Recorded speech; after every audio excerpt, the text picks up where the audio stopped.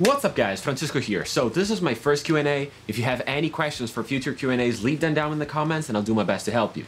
That being said, let's do this. What does your practice routine look like? Well, I hate to disappoint you, but I haven't actually practiced guitar for the past 7 years, to be honest. Since I started teaching full-time and with my band becoming the priority, I've always put some writing first and getting better at recording and mixing rather than improving my guitar playing. That being said, I still keep my guitar chops in shape because every day I'm repeating fundamental exercises with my students, so you could say lessons are a little bit of a practice routine for me as well. Although when I did practice years ago, I was always making sure I practiced every day, even if just for 10 minutes. I am a firm believer that consistency is much more important than the time spent practicing. So for example, it's much better to practice something 10 minutes each day rather than doing something 8 hours one day and then you're so burned out that you won't do anything else for the rest of the week. We all have things in life that keep us busy, so as long as you use the time left wisely to improve your craft, whether if it's guitar or a musical instrument or photography, whatever you want, it doesn't really matter if it's 2 hours or 10 minutes. If you do it consistently and you're better than yesterday, that's all that matters to me.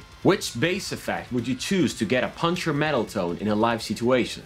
I think there's like 3 or 4 options that would definitely work. The most basic one has to be the Sanzam by Tech 21. It's a classic and it does the job just fine. But the Sanzamp by itself would still leave the bass kind of thin and harsh sounding, so after the Sanzamp I would definitely add a more Raider pedal. The Raider is essentially a cabinet simulator into a pedal, and the cool thing about this is that you can put your own cabinet IR files into the pedal, so that for example you could put like an Ampeg 8x10 cabinet into the pedal and you would have like the Sanzamp into the cabinet simulation, and it would be like a very big and fat tone because of that. But an even better option would be purchasing the new B7K Ultra and Alpha Omega Ultra from Darkless Electronics, which to me not only sound amazing and way better than the Sanzamp, but they actually have cabinet simulation built into the pedal, so you would have to basically run everything into a pedal from the distortion itself to the cabinet simulation. I currently own the regular B7K, which is already amazing, and I was thinking about coupling it with a more Raider, but then the Ultra models came out, so I know what I'm gonna purchase next. Also, another effect that I would definitely add to the list is a compressor pedal,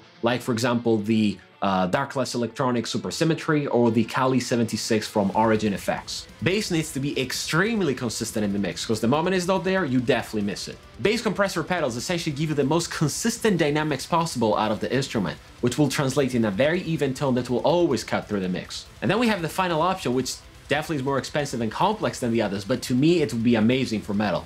Axe-Fx. Why Axe-Fx? Well, first you gotta understand that bass is 2 instruments at once. The first is a rhythm instrument that covers the low end of the music alongside the kick. The second is basically a guitar, but tuned a lower octave, so this essentially glues with the main guitars to make them sound super heavy and achieve this massive wall of sound. Because of this, it makes sense to treat the bass in 2 different ways that will coexist together. The first one is to create a clean and consistent low end so that it will glue better with the kick, and the second one is to distort the bass so that it will gel better with the guitars. With the Axe-Fx, I can create those 2 chains in parallel and I can make them coexist within a single preset, and then I will join them together within a single cabinet block. The advantage of this is that within a single preset I would have everything I need in my bass tone, from compression to cabinet simulation, and I can even choose to distort the bass with guitar amplifiers instead of pedals, which to me are actually a more appropriate choice for that modern metal bass tone that I love. When will we hear more of Abiogenesis? Well, as most of you know, shortly after the release of our video for Visualize, our drummer moved to France, so that made it super difficult for us to rehearse, do live shows, and basically everything else. Since then, we auditioned like, I don't know, almost 30 drummers.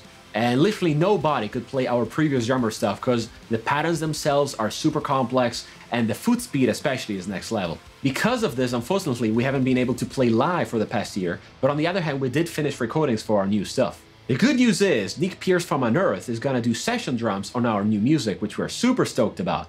And shortly after the recordings, we're gonna film a new video. We don't know yet if we'll manage to bring in our former drummer in the video or somebody else, but rest assured, regardless, the new music is gonna be worth the wait, I promise. So that's it for today, guys. If you like this video, please give it a thumbs up, comment down below what you would like to see next. Last but not least, subscribe to my channel and make sure to activate the bell button so you don't miss any of my future uploads. Thanks for watching and I will see you guys next time.